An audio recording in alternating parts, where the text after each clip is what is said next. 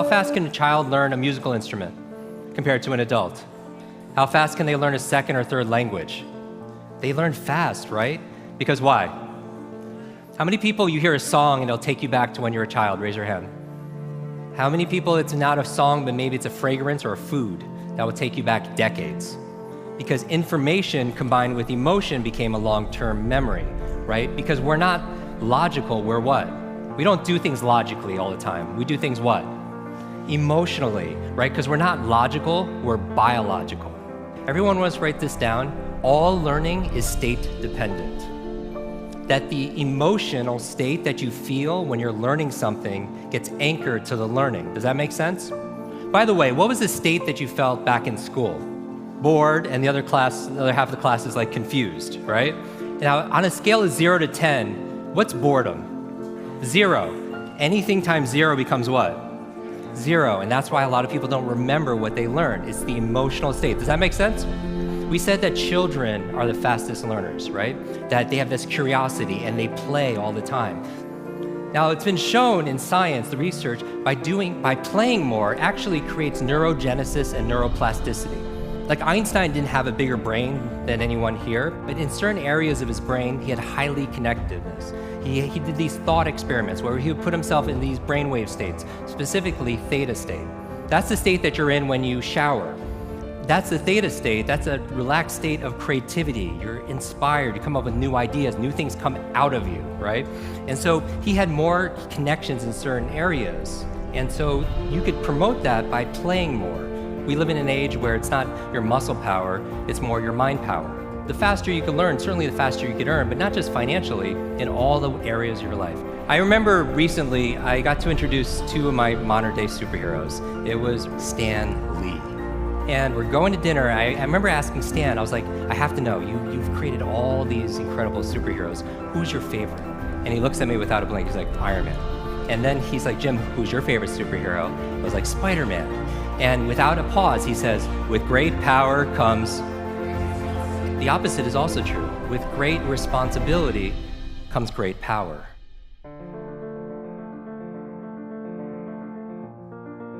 When you take responsibility for something, you have great power to what? To change things, to transform things, to make things better. You want to build a physical muscle, you give it what? Nutrition. Same thing with your mental muscles. Information combined with emotion becomes a long-term memory, right? The state that you learn something in, the mood and the feelings that you learn something in gets attached to what you want to learn. I'm going to give you 6 keys to learn anything faster. You can write these down. I want you to remember, be fast. Be fast. 6 keys to learn any subject or skill faster. So the B in be fast stands for believe. Because if you believe you can or believe you can't, either way, what? Either way, you're right. All behavior is belief-driven. How many people here talking about memory? Because memory, forgetting is a state.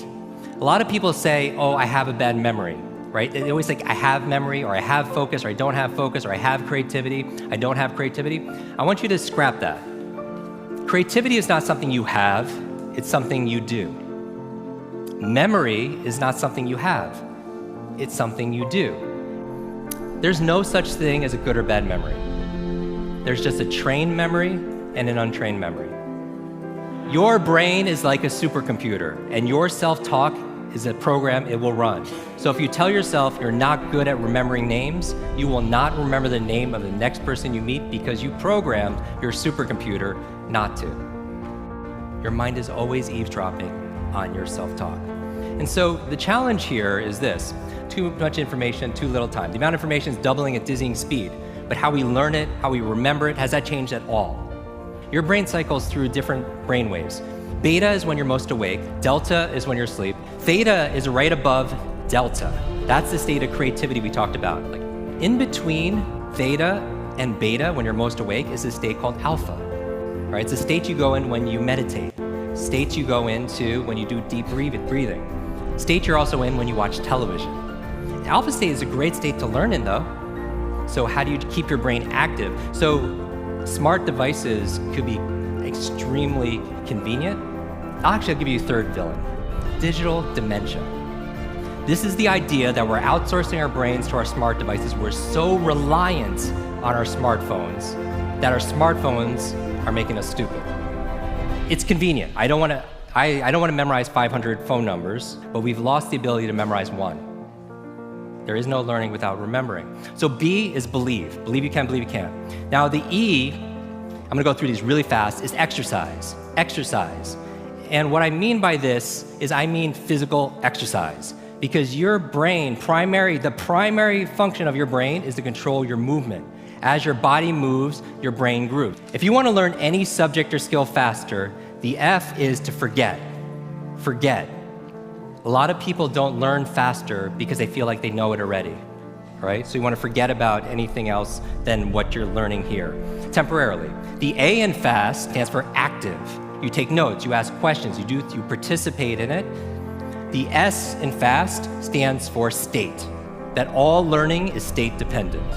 All learning is state dependent. I never want to learn in a bored state, right? Most people, like when they read, they're in a bored state. People wonder why they don't remember what they read. So control your state. Finally, the T in FAST and BEFAST stands for teach. You learn with the intention of teaching it to somebody else. If you had to teach this to somebody when you got back home, your team, your family, your friends, would you learn it differently, right? So you learn with the intention of teaching to somebody else. Because when you teach something, you get to learn it twice. Let me close with this.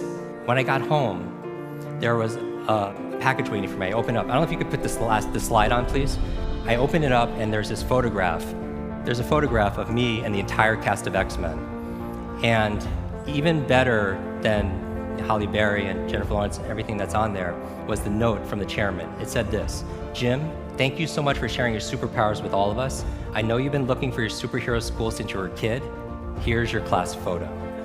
So my question for you is this: if you could go back to that child inside of you, that younger self, and right now tell them something that they need to hear, what would that be? And if you were to go in the future, 1 year, 2 years, 5 years, 10 years ahead in the future, I believe you have wisdom inside of you. I believe you have greatness inside of you. If you were to project 10 years ahead of time and look back on this day right now, what does your current self need to hear from your future self? I have a quote that I get quoted on more than anything else. It talks about an egg and stress, that your egg is like your life, that if an egg is broken by an outside force, life ends. But if it's broken by an inside force, life begins. And all great things begin on the inside. Thank you very much.